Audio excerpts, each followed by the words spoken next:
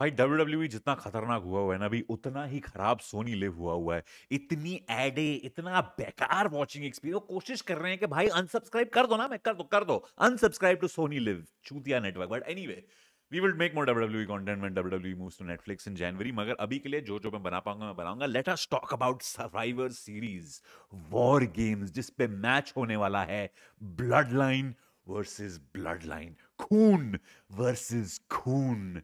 ओजी blood line के members हैं Jimmy Uso, जे Uso, Sami Zayn और रोमन रेन्स। और दूसरी तरफ हैं न्यू ब्लड लाइन के members solo Sikoa, Jacob फाटू, टामा and टांगा लोआ।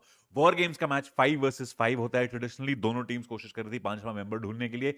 जो न्यू ब्लड लाइन है उनको मिलता है ब्रॉन्सन रीड। जैसे ही उनको ब्रॉन्सन रीड मिला, बिकॉज ब्रॉन्सन रीड और सेथ रॉलिंस की स्टोरी लाइन चल रही थी, my obvious assumption was that Seth Rollins आने वाले हैं इसकी जगह।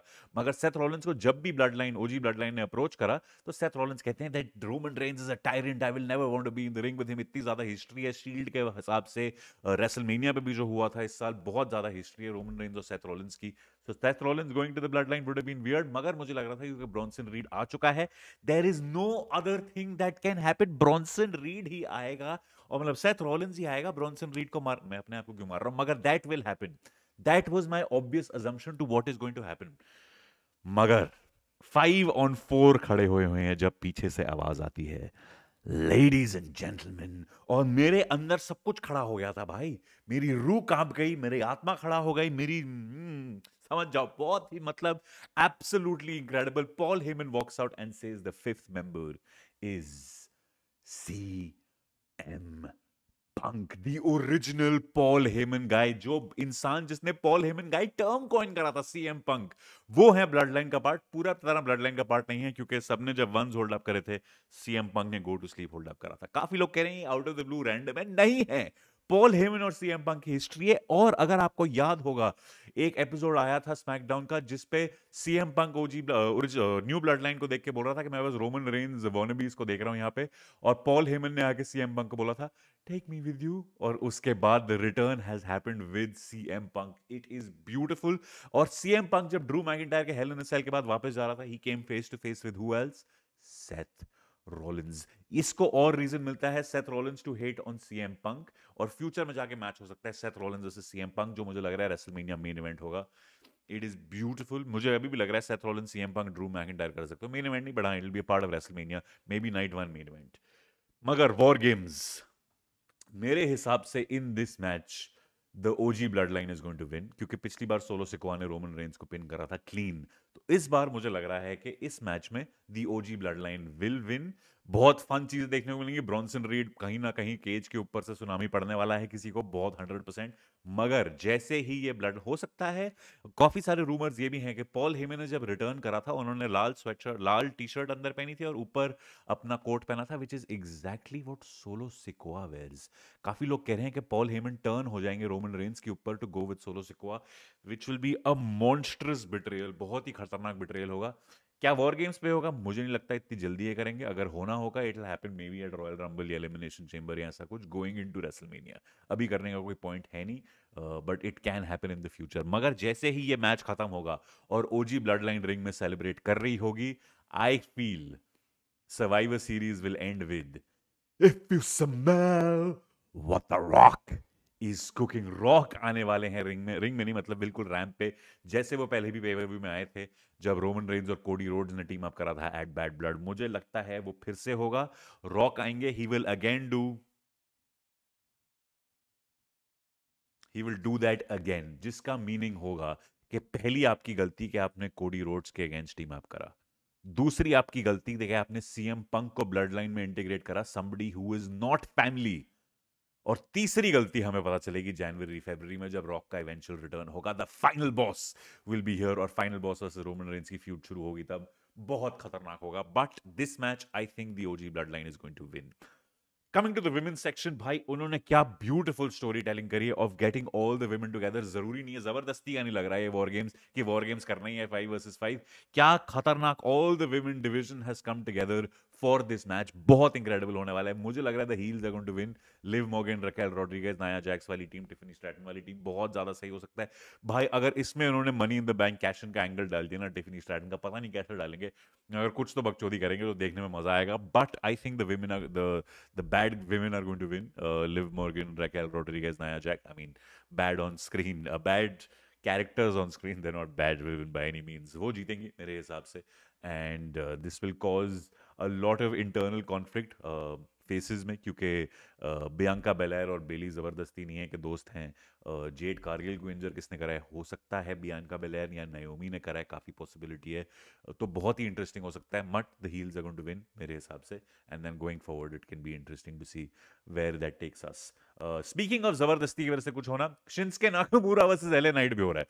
ये काफी जबरदस्ती का मैच लगा मुझे। शिंसके नाकामुरा ने खाली 2 बार इंटरप्ट करा है एले नाइट के मैचेस में, which is not meaning enough कि आप इसकी जगह आप क्या करते हैं, आप उसको सर्वाइवर सीरीज जैसे प्रीमियम पेपर व्यू में ऐसा मैच डाल दो।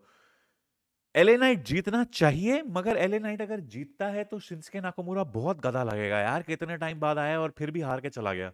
तो इंटरेस्टिंग होगा। I think LA Knight should win, because उसकी जो आगे जाके टूवर्ड्स रेसलमेनिया जो स्टोरी टेलिंग कर सकता है एले नाइट की, बहुत सही कर सकते हो। But you never know. It could be Shinsuke Nakamura as well, but my money is on LA Knight. And on the other side, there is Braun Breaker versus Sheamus versus Ludwig Kaiser. ये match मेरे हिसाब से is going to be match of the night. बहुत खतरनाक match होने वाला है ये। और मेरे हिसाब से I think I have a feeling the winner of this could be Sheamus. It could be Sheamus. Hear me out. इकलौती एक इंटरकॉन्टिनेंटल चैंपियनशिप है जो शेमस नहीं जीता है अपने करियर में, बाकी सब कुछ जीत चुका है। तो at some point Sheamus Intercontinental Championship जीतेगा। क्या वो ये सर्वाइवर सीरीज पे होगा? हो सकता है, बट ये मेरा दिल बात कर रहा है। दिमाग से Bron Breakker will retain, he needs a big win and this will be a massive win. Sheamus को अगर आप रेसलमेनिया पे इंटरकॉन्टिनेंटल चैंपियनशिप जिताते हो, it will be a beautiful moment. This can just be building up to that, because अब जो survivor series पे कहानियां हो रही हैं वो मार्च अप्रैल तक इजीली चलेंगी। तो काफी चांस है कि शेमस जीत जाए एंड शेमस हार जाए अभी and he wins at WrestleMania. But this time Bron Breakker is going to win at Survivor Series. And the World Heavyweight Championship match, Damian Priest versus Gunther. भाई Gunther का पूरा aura किल कर दिया है 3 हफ्ते में डेमियन प्रीस्ट ने। पहली बार ऐसा लग रहा है कि गुंथर हार सकता है, मगर हारेगा नहीं। ऑब्वियसली गुंथर ही जीतने वाले हैं। Gunther is going to win 100% sure. लिख के ले लो। कैसे जीतेंगे I don't know. Damian Priest tough competition देगा, बट गुंथर विल विन। हो सकता है गुंथर को चीट करना पड़े। गुंथर एक इकलौता हील है जो चीट करके अपने मैचेस नहीं जीतता है, तो हो सकता है इस बार उसको चीट करना पड़े। हो सकता है गोल्डबर्ग आए इंटरप्ट करने के लिए against for Gunther, which might make Damian Priest win and then goes into a Gunther versus Goldberg feud. But लगता नहीं है मुझे इतने एक गोल्डबर्ग फ्यूड के लिए इतना बिल्डअप लेगा ट्रिपल एच, मुझे नहीं लगता। और अभी सर्वाइवर सीरीज पे नहीं करेगा। I think that might happen when Raw moves to Netflix. तो मेरे हिसाब से Gunther is going to win against Damian Priest. How it's going to happen I do not know, but we are only here for the blood line versus blood line match.